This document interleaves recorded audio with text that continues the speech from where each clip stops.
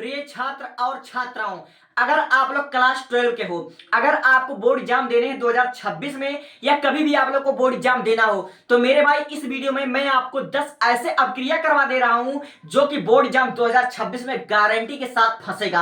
आप लोगों के पास टाइम बहुत कम है, आप लोगों ने पढ़ाई किया या नहीं किया ये तो मैं नहीं जानता, लेकिन आज इस वीडियो में मैं आपको 10 अपक्रिया करवाने वाला हूं और 10 अपक्रिया आपको ऐसा कराऊंगा मेरे भाई, आपको एक एक वर्ड आपके दिमाग में डायरेक्ट चला जाएगा। ठीक है, आपको सिर्फ समझाना मेरा मकसद नहीं है, आपको इतना काबिल बनाना मेरा मकसद है कि आप लोग बोर्ड एग्जाम में अच्छे से लिख लें। और हर एक अपक्रिया, अगर आपका केवल समीकरण आता तो 5 नंबर का आएगा, अगर आपको टिप्पणी करना आता तो आपका 10 नंबर आता है। आपका मतलब दीर्घ उत्तरीय प्रश्न में आपका 10 नंबर आता है। ठीक है, 3 प्रश्न का आपको टिप्पणी करने पर 10 नंबर आपको मिल जाते हैं। ठीक है, तो आप लोग अपने तरफ से पूरा समझने का प्रयत्न कीजिएगा और मैं आपको विश्वास दिलाता हूं, अगर आपने इस वीडियो पर क्लिक किया है तो आप लोग यहां से सीख कर जाओगे, ये मेरी गारंटी है। ठीक है, तो मैं वीडियो को शुरू करता हूं बिना देर के हुए। देखो, इस 10 महत्वपूर्ण अपक्रिया में से रसायन विज्ञान क्लास 12 मोस्ट इंपॉर्टेंट अपक्रिया फॉर 2026 बोर्ड एग्जाम। ठीक है, और हमारा जो पहला अपक्रिया है वो हमारा है बुर्च अपक्रिया। ठीक है, बुर्च अपक्रिया आपका इतना महत्वपूर्ण क्वेश्चन है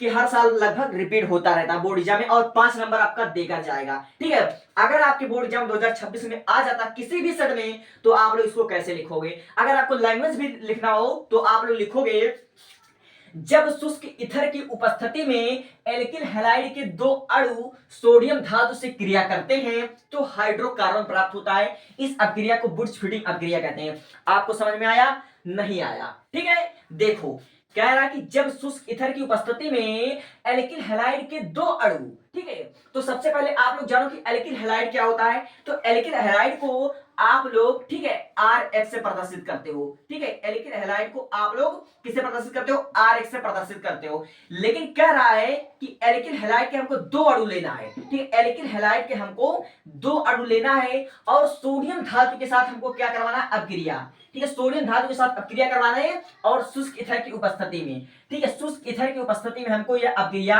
करवाने हैं। ठीक है, शुष्क ईथर हम आपको बहुत ही बेहतरीन ढंग से समझाएंगे। तो आपने जो हमारा लैंग्वेज था उसके अनुसार तो आपने लिख लिया कि जब शुष्क ईथर की, यानी कि शुष्क ईथर की उपस्थिति में एल्किल हैलाइड RX हमारा है R एल्किल और X हैलाइड हो जाएगा। तो एल्किल हैलाइड के 2 अणु जब सोडियम धातु से शुष्क ईथर की उपस्थिति में अपक्रिया करते हैं तो हाइड्रोकार्बन प्राप्त होता है। ठीक है, अब इसको आप लोग अपक्रिया करवाओ। ठीक है, जब आप लोग इसको अपक्रिया कराओगे तो सोडियम, इस सोडियम के साथ, ठीक है, ये वाला X और ए वाला X, ठीक है, AX और ये दोनों सोडियम, ये आपका अलग हो जाएगा तो आपका आ जाएगा 2NaX। ठीक है, ये आपका आ जाएगा और आपका बचा R, ये आपका बच गया। ठीक है, R ये आपका बच गया। ठीक है, ये आपका बच गया। ठीक है, तो ये होता है हमारा हाइड्रोकार्बन यानी कि एल्केन। यही इस वीडियो में, इस मतलब प्रश्न में यह कह रहा था, हम आपको और बेहतरीन ढंग से समझाएंगे। कह रहा था कि जब शुष्क ईथर यानी कि शुष्क ईथर की उपस्थिति में एल्किल हैलाइड के 2 अणु सोडियम धातु से क्रिया करते हैं तो आपको हाइड्रोकार्बन यानी कि एल्केन प्राप्त होता है। ठीक है, तब इसको हम एक और एग्जांपल के साथ समझते हैं। एल्किल हैलाइड के कोई आप और अणु ले लीजिए, जैसे आप लोग ले सकते हैं मेथिल क्लोराइड। ठीक, आप लोग लीजिए मेथिल क्लोराइड। ठीक है, मेथिल क्लोराइड के आप लोग लीजिए 2 अणु, एक अणु ही हो गया और एक अणु और लीजिए। ठीक है, मेथिल क्लोराइड के 2 अणु आपने लिया और एक लीजिए सोडियम धातु। ठीक है, एक आपने लिया सोडियम धातु। ठीक है, अब इसका आप लोग अपक्रिया करवाइए शुष्क ईथर की उपस्थिति में। शुष्क ईथर की उपस्थिति में जब आप लोग अपक्रिया कराओगे, ठीक है, तो आपका ये NaCl ये आपका अलग हो जाएगा, ये आपका बन जाएगा 2NaCl। ठीक है, 2NaCl और CH3 आपका निकल जाएगा। ठीक है, ऐसे आपका ये हो जाएगा CH3। ठीक है, तो आपको ये प्राप्त हुआ हाइड्रोकार्बन। ठीक है, अगर आप उसका नेम भी लिखना चाहते हो आप लिख सकते हो। ये हो गया हमारा मेथिल। ठीक है, मेथिल क्लोराइड और ये भी आपका मेथिल क्लोराइड, ये आपका सोडियम है और ये आपको प्राप्त हुआ एथेन। ठीक है, CH3 ये हुआ आपका एथेन आपका प्राप्त हुआ। अगर इसका नामकरण लिखना चाहते हो तो ये हो गया एथेन और ये हो गया आपका सोडियम क्लोराइड। अगर बोर्ड एग्जाम में आपके आ जाता है तो आप लोग 5 नंबर में इतना आप लोग लिख तो गारंटी के साथ आपको नंबर मिल जाएगा। ठीक है, यहां पर आप लीजिए एथेन, यहां पर आपने एथेन लिख दिया और यह आपका हो जाएगा सोडियम क्लोराइड। ठीक है, सोडियम क्लोराइड आपका हो जाएगा। अगर बोर्ड एग्जाम में आपके लिए आएगा, गारंटी के साथ आएगा और यह 5 नंबर आपको देकर जाएगा। ठीक है, तो टेक का स्क्रीनशॉट। एक बार मैं इसको दोबारा रिपीट कर देता हूं। कह रहा है कि बुर्ज अभिक्रिया क्या होता है, जब शुष्क ईथर की उपस्थिति में, यानी कि शुष्क ईथर यहां पर हो गया की उपस्थिति में एल्किल हैलाइड के 2 अणु, ये आरएक्स हमारा है एल्किल हैलाइड। एल्किल हैलाइड को हम लोग आरएक्स से प्रदर्शित करते हैं। ठीक है, आरएक्स यानी कि एल्किल हैलाइड के 2 अणु सोडियम धातु के साथ क्रिया करके, ठीक है, आपका हाइड्रोकार्बन, ठीक है, हाइड्रोकार्बन यानी कि एल्केन बनाते हैं। तो यही अभिक्रिया आपकी बुर्ज अभिक्रिया कहलाती है। ठीक है, इसको अगर आप लोग 2 एग्जांपल आप लिख दोगे तो आपके एक भी नंबर कटने के चांसेस नहीं है। और देखिए मेथिल क्लोराइड, ये क्या है, एल्किल हैलाइड है, तो methyl chloride plus methyl chloride plus sodium. ठीक है, अगर शुष्क ईथर की उपस्थिति में आप लोग अभिक्रिया कराओगे तो आपको एथेन प्राप्त होगा प्लस सोडियम क्लोराइड प्राप्त होगा। और जो आपका एथेन है यही आपका हाइड्रोकार्बन है और यही आपका एल्केन है। अगर आप बोर्ड एग्जाम में ना लिख देते हो, टिप्पणी के फॉर्म में या किसी भी फॉर्म में लिख देते हो, तो आपका 5 नंबर बन जाएगा गारंटी के साथ। तो take a screenshot and move for next. ले लिया आपने स्क्रीनशॉट, अब बढ़ते हैं हम दूसरे पे। और ये मैं आपको लिख कर दे सकता हूं, जो ये हमारा है बुर्ज फीडिंग अभिक्रिया, ये हमारा वेरी वेरी इंपॉर्टेंट है। ये आप लोग लिख कर ले लीजिए, 2026 में 7 सेट में से लगभग 3-4 सेट में आपको पूछा जाएगा।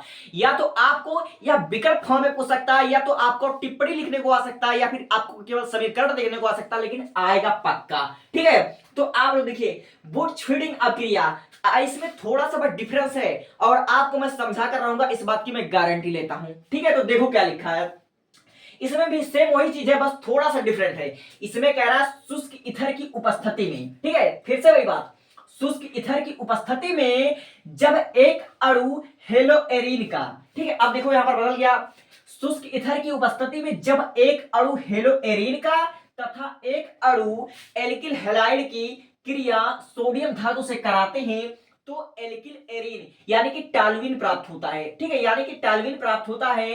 इस अभिक्रिया को वुड्स फीडिंग अभिक्रिया कहते हैं। क्या आपको समझ में आया? नहीं, इसको हम आपको रिएक्शन से समझाते हैं, लेकिन गारंटी आपको नंबर तो हम दिला कर रहेंगे। ठीक है, देखो करा शुष्क ईथर की उपस्थिति में जब एक अणु हेलोएरीन का, ठीक है, अब हमको हेलोएरीन का लेना है, ना कि एल्किल हैलाइड का, अब हमको हेलोएरीन का लेना है। तो आप लोग किसी एक हेलोएरीन, जैसे आप लोग ले सकते हो क्लोरोबेंजीन, ठीक है, आप लोग ले सकते हो क्लोरोबेंजीन। ठीक है, तो यहां पर हम लेते हैं क्लोरोबेंजीन। ठीक है, एग्जांपल के लिए हम यहां पर लेते हैं क्लोरोबेंजीन। ठीक है, यहां पर हम लोग लेते हैं क्लोरोबेंजीन, ये आपका हो गया एग्जाम्पल। ठीक है, लेकिन यहां पर हमको लेना है सिर्फ और सिर्फ एक ही अणु लेना है। ठीक है, एक अणु आपने लिया क्लोरोबेंजीन का। ठीक है, अब एक अणु आपने लीजिए एल्किल हैलाइड का। पिछली बार आपने क्या लिया था, आपने लिया था मेथिल क्लोराइड, तो यहां भी ले लीजिए मेथिल क्लोराइड। ठीक है, एक अणु आपका होना चाहिए हेलोएरीन का, यानी कि क्लोरोबेंजीन, यही हमारा हेलोएरीन है, और एक अणु हमारा होना चाहिए एल्किल एल्किल हैलाइड का, यानी कि CH3।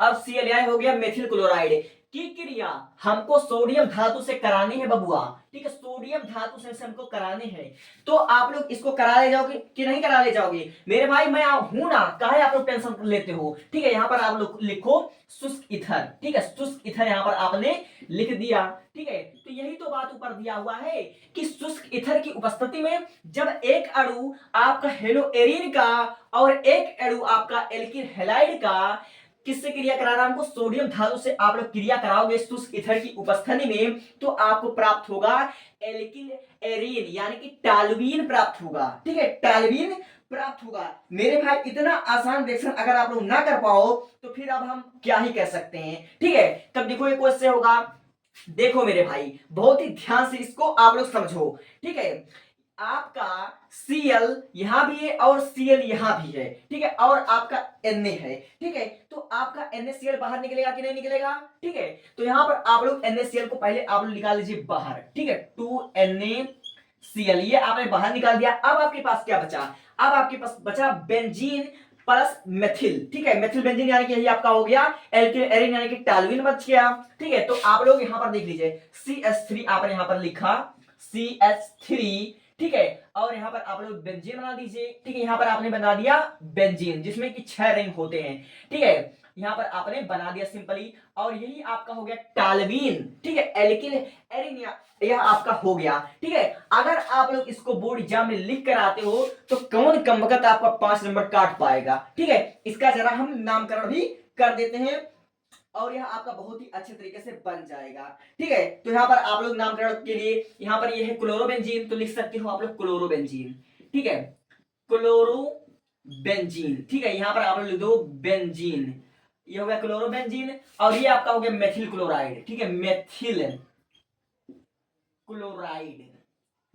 ठीक है, ये आपका हो गया मेथिल क्लोराइड। और यह आपका हो गया सोडियम। ठीक है, यह आपका हो गया सोडियम। और यह आपका हो गया टालवीन। ठीक है, यह आपका टालुइन हो गया, बड़ी नहीं, यह हो गया आपका टालवीन। और यह आपका हो गया सोडियम क्लोराइड। बस आपको इतना ही बोर्ड एग्जाम में लिखना है और आपका 5 नंबर एकदम से फिक्स है और ये 100% आएगा, इसकी मैं गारंटी लेता हूं। तो टेक का स्क्रीनशॉट। क्या आपको समझ में आया? एक बार आपसे रिपीट कर देता हूं। कह रहा शुष्क ईथर की उपस्थिति में, तो ये हमारा शुष्क ईथर यहां पर रख देना। ठीक है, जब एक अणु एल्किल हैलाइड की, नहीं, एक अणु हेलोएरिन का, यानी कि क्लोरोबेंजीन हमारा हो गया हेलोएरिन, तथा एक अणु आपको लेना है एल्किल हैलाइड का, यानी कि आपने मेथिल क्लोराइड ले लिया। की क्रिया आपने सोडियम धातु से कराया तो आपको प्राप्त हुआ एल्किल एरिन, यानी कि आपको टालवीन प्राप्त हुआ। ठीक है, यह आपको क्या प्राप्त हुआ? टालवीन प्राप्त हुआ। और यही हमारा जो क्रिया है, यही आपका करवाता है वुड्स फीडिंग अभिक्रिया कहलाता है। इस अभिक्रिया को आप लोग वुड्स फीडिंग अभिक्रिया कहते हैं। तो take a screenshot and move for next, और कमेंट करते रहना। अपने तरफ से पूरा कोशिश करना कि मैं समझूं। जब तक तुम पूरा ध्यान इस बोर्ड पर नहीं लगाओ तब तक तुम्हें समझ में नहीं आएगा। ठीक है, take a screenshot and move for next. अब अगला मोस्ट इंपॉर्टेंट अभिक्रिया देखिए मेरे भाई, ये अभिक्रिया आपका 2 नंबर का आता है। ठीक है, 2 नंबर या 3 नंबर का आता है और यह भी बहुत ही इंपॉर्टेंट है। 2026 में यह बहुत ज्यादा इंपॉर्टेंट है, इसलिए इस अभिक्रिया को भी करवा रहा हूं। और यह अभिक्रिया सबसे आसान है, मात्र आपको 2 मिनट में समझ में आ जाएगा। देखो, ये हमारा जो अभिक्रिया है वह हमारा हुंस-डीकर अभिक्रिया। अब जरा इसको भी देख लेते हैं। ये क्या कह रहा है? ये कह रहा है CCl4 की उपस्थिति में जब वसीय अम्ल के सिल्वर लवण को, ठीक है, CCl4 यानी कि कार्बन टेट्रा क्लोराइड की उपस्थिति में जब वसीय अम्ल के सिल्वर लवण को क्लोरीन या ब्रोमीन के साथ गर्म करते हैं तो एल्किल क्लोराइड प्राप्त होता है। इस अभिक्रिया को हुंस-डीकर अभिक्रिया कहते हैं। ठीक है, आपको ये बात समझ में आई या नहीं आई? ठीक है, देखो, वसीय अम्ल, वसीय अम्ल, तो अम्ल क्या होता है आप लोग अच्छे तरीके से जानते हो। अम्ल यही होता है ना, CH3COO, ये होता है हमारा अम्ल। ठीक है, ये हमारा क्या होता है? ये हमारा होता है अम्ल, इसको बोलते हैं एसीटेट। ठीक है, अब देखो, कह रहा सिल्वर लवण, वसीय अम्ल की सिल्वर लवण, तो आप लोग यहां पर लिख सकते हो Ag। ठीक है, सिंपली आप लोग यहां पर लिख लोगे Ag, CH3COO,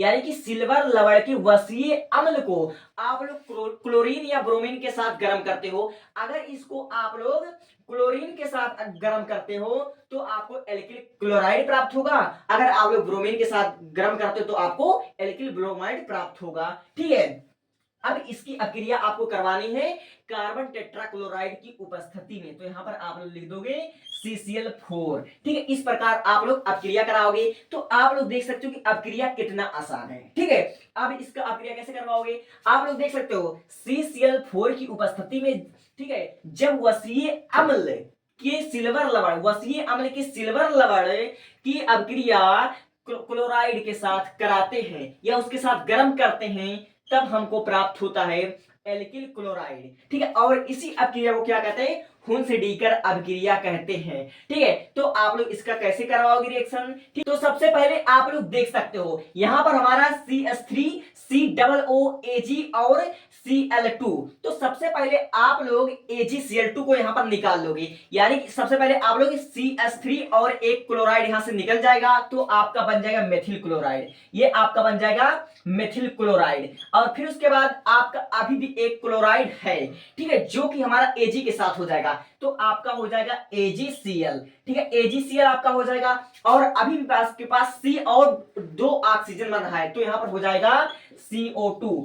इस प्रकार हमारा बन जाएगा और यही आपका होता है हुन से डीकर अपक्रिया। आई होप कि आपको ये भी समझ में आया होगा। ठीक है, जैसे हमारा दिया हुआ CH3COO ये हमारा क्या है, ये हमारा वसीय अम्ल के सिल्वर लवण है। इसको आपने क्लोरीन के साथ गर्म करा। ठीक है, किसकी उपस्थिति में गर्म करा, CCl4 यानी कार्बन टेट्राक्लोराइड की उपस्थिति में आपने गर्म किया। ये आपका हीट का चिन्ह होता है। तो आपको क्या प्राप्त हुआ, मेथिल क्लोराइड और फिर उसके बाद सिल्वर क्लोराइड और कार्बन डाइऑक्साइड आपको प्राप्त हुआ। ठीक है, आप लोग इसका चाहे तो आप लोग नेमिंग भी कर सकते हो। ठीक है, अगर आप लोग इतना लिख देते हो तो आपको बोर्ड एग्जाम में एक भी नंबर नहीं कटेगा। Take a screenshot and move for next. ठीक है, स्क्रीनशॉट लीजिए, ये आपका इंपॉर्टेंट है, 2 से 3 नंबर में आपको पूछा जाएगा। आप अगला रिएक्शन देखिए जो आपके बोर्ड एग्जाम की दृष्टि से बहुत ही महत्वपूर्ण है और यह जब भी आएगा 2 नंबर या 3 नंबर लेकर आएगा। ठीक है, ये सब 3 नंबर वाले क्वेश्चन है। देखिए, फ्रीडल क्राफ्ट अक्रिया, ये अक्रिया एकदम से इजी है। इसको मैं आपको बहुत इजी में समझा देता हूं। देखो मेरे भाई, जब भी आपके बोर्ड एग्जाम में 3 नंबर का या 2 नंबर का क्वेश्चन आ जाए, टिप्पणी के फॉर्म में कभी भी आ जाए, तो आपको लिखना है बोर्ड एग्जाम में, निर्जल एल्युमिनियम क्लोराइड की उपस्थिति में बेंजीन की क्रिया मेथिल क्लोराइड से कराने पर टॉल्यूइन प्राप्त होता है। आप लोगों को थोड़ा बहुत समझ में आया। देखो मेरे भाई, रटना नहीं है, ठीक है, इसको याद नहीं करना, इसको समझना है। क्योंकि अगर रटोगे तो भूल जाओगे, अगर समझ में आ जाए तो बोर्ड एग्जाम में लिख ले जाओगे। ठीक है, तो यही मैं कह रहा हूं। मैंने कहा निर्जल एल्युमिनियम क्लोराइड की उपस्थिति में बेंजीन की क्रिया, ठीक है, निर्जल एल्युमिनियम क्लोराइड की उपस्थिति में बेंजीन की क्रिया मेथिल क्लोराइड से कराने पर टॉल्यूइन प्राप्त होता है। इस अपक्रिया को ही फ्रीडल क्राफ्ट अपक्रिया कहते हैं। ठीक है, तो आप लोगों ने देखा निर्जल एल्युमिनियम क्लोराइड की उपस्थिति में बेंजीन, तो सबसे पहले आप लोग पकड़िए बेंजीन। तो बेंजीन आप जानते हैं कि 6 रिंग वाला है बेंजीन, इसको कौन नहीं जानता है। ठीक है, आप लोग इस तरह एक बनाएंगे बेंजीन। ठीक है, चूंकि टेढ़ा मेढ़ा बना, लेकिन आप लोग इसको अच्छे से बना लीजिएगा। ठीक है, इसको आप लोग क्या कीजिएगा, इसको आप लोग अच्छे तरीके से बना लीजिएगा। ठीक है, बेंजीन की क्रिया आप कराइए मेथिल क्लोराइड से। ठीक है, आपको मेथिल क्लोराइड से करवाना है और किसकी उपस्थिति में, निर्जल एल्युमिनियम क्लोराइड की उपस्थिति में। किसकी उपस्थिति में, निर्जल एल्युमिनियम क्लोराइड की उपस्थिति में आपको करवाना है। तो आपको प्राप्त होगा टॉल्यूइन प्राप्त होगा। ठीक है, टॉल्यूइन प्राप्त होगा। अब देखिए कैसे कराओगे, ये इसमें देखो ये 6 कार्बन वाला आपका है। अब इसमें से अगर आप लोग एक हाइड्रोजन यहां पर निकाल दोगे, यहां से अगर एक हाइड्रोजन मुक्त कराओगे तो एक हाइड्रोजन और एक Cl आपका बन जाएगा HCl। ठीक है, अब देखो यहां पर एक हाइड्रोजन मतलब नहीं है। अब इस CH3 को अगर यहां पर जोड़ दोगे तो आपका क्या बन जाएगा, आपका बन जाएगा टॉल्यूइन। ठीक है, आपका बन जाएगा टॉल्यूइन। तो इस प्रकार आपका ये हो जाएगा। ठीक है, इस प्रकार अगर आप लोग बोर्ड एग्जाम में लिख कर आते हो तो गारंटी के साथ आपका एक भी नंबर नहीं कटेगा। तो सिंपली आप लोग इतना लिख देना। तो फ्रीडल क्राफ्ट अपक्रिया किसे कहते हैं, तो फ्रीडल क्राफ्ट अपक्रिया आपको ऐसा लिखना है, निर्जल एल्युमिनियम क्लोराइड की उपस्थिति में बेंजीन की क्रिया मेथिल क्लोराइड से कराने पर हमको टॉल्यूइन प्राप्त होता है। यही हमारा अपक्रिया फ्रीडल क्राफ्ट अपक्रिया कहलाती है। अगर आप लोग इसका नाम करना चाहते हो तो आप लोग लिख सकते हो, ये हमारा बेंजीन है, ये मेथिल क्लोराइड है, ये आपका टॉल्यूइन है और यह हमारा HCl यानी कि हाइड्रोजन क्लोराइड हो गया है। ठीक है, तो टेक अ स्क्रीनशॉट। और मैं आपको इस वीडियो में एक बहुत ही जरूरी बात बता देना चाहता हूं। मैंने इससे पहले इंग्लिश ग्रामर की बहुत ही बेहतरीन तरीके से तैयारी करवाई है। ये तो मेरा केमिस्ट्री है, केमिस्ट्री में पहली बार पढ़ा रहा हूं, इसलिए शायद उतना अच्छा परफॉर्म नहीं कर पा रहा हूं। लेकिन मेरे भाई मैं आपको बता देना चाहता हूं, इंग्लिश ग्रामर की मैंने A to Z, चाहे वह ट्रांसलेशन और ट्रांसलेशन, मैंने इंग्लिश के सेट हो गए कम से कम 10 से 12 ट्रांसलेशन आपके करवाए। और मोस्ट इंपॉर्टेंट, और एक एक वर्ड की मीनिंग से हमने ट्रांसलेशन आपको करवाया है। हमने इंग्लिश में एस्से आपका करवाया है। ठीक है, साइंस ब्लीचिंग और कर्ज, ऐसे से 2-3 एस्से भी हमने करवा दिया है। Direct, indirect, active and passive voice translation बनाने का ट्रिक, यहां तक कि हमने आपके लिए टेंस भी करवा दिया है। बहुत से बच्चे कमजोर होते हैं, 10 में पहुंच जाते हैं, 12 में पहुंच जाते हैं, लेकिन उनको इंग्लिश नहीं समझ में आती है। अगर एक महीने में मात्र 8-8 मिनट की वीडियो है, ठीक है, 7 वीडियो है, नहीं 12 वीडियो आपका होगा, उसमें आपका टेंस, ट्रांसलेशन सब कुछ मजबूत हो जाएगा। यानी कि इंग्लिश ग्रामर का मैंने तैयारी करवा रखा है। मेरे चैनल के मेरे प्रोफाइल में जाइए। ठीक है, प्रोफाइल में जाइए और डिस्क्रिप्शन में चेक कीजिए। अगर इंग्लिश ग्रामर आपको पढ़ना तो आप लोग वहां से पढ़ सकते हैं। और इतना इजी, इतना आसान भाषा में इंग्लिश मैंने पढ़ा रखा कि शायद कोई नहीं पढ़ाएगा। मैं सबसे अच्छा इंग्लिश ही पढ़ाता हूँ। पढ़ाता तो सब विषय हूँ, 5 सब्जेक्ट पढ़ा सकता हूँ गारंटी के साथ। केमिस्ट्री मेरा पहला बार था, इसलिए शायद ऐसा आपको लग रहा होगा, लेकिन सबसे बेहतरीन मैं पढ़ाता हूँ इंग्लिश ग्रामर। इंग्लिश ग्रामर आपको पढ़ना तो आप लोग जरूर प्लेलिस्ट चेक कीजिए, आप लोग डिस्क्रिप्शन चेक कीजिए और सीखिए। और इतने कम दिनों में, बहुत ही कम दिन है आपके पास, समझ लीजिए बोर्ड एग्जाम में, इस दौरान आपको बहुत ही सावधान रहने की जरूरत है। आपका एक एक मिनट बहुत ही कीमती है, ठीक है। तो टेक का स्क्रीनशॉट, और बाकी के 6 अक्रिया में आपको पार्ट 2 यानी कि इसके 24 घंटे बाद अपलोड कर दूंगा, ठीक है। तो आप लोग तब तक 4 क्रिया इसको अच्छे से याद कीजिए, और याद नहीं करना, आपको इसको समझना है। और जिस तरह से मैंने पढ़ाया, अगर आप लोग ध्यान लगाकर अगर समझे होगे तो आपके दिमाग में तक बैठ गया होगा। तो इंग्लिश का आप लोग चेक कर लीजिएगा, और मैंने केमिस्ट्री, फिजिक्स, बायोलॉजी के मोस्ट इंपॉर्टेंट क्वेश्चन जो कि बोर्ड एग्जाम में आने हैं, कक्षा 12 के हमने आपको पढ़ा रखा है, हमने उसको इंपॉर्टेंट क्वेश्चन बता रखा है। ये सब मैंने बताया था कि इंपॉर्टेंट है, यही मैं करवा रहा हूं, तो आप लोग उसको एक बार चेक कर लीजिएगा। फिजिक्स का मोस्ट इंपॉर्टेंट क्वेश्चन मैंने बताया है, केमिस्ट्री का बताया है। Thank you, thanks for watching. Take a screenshot and subscribe me.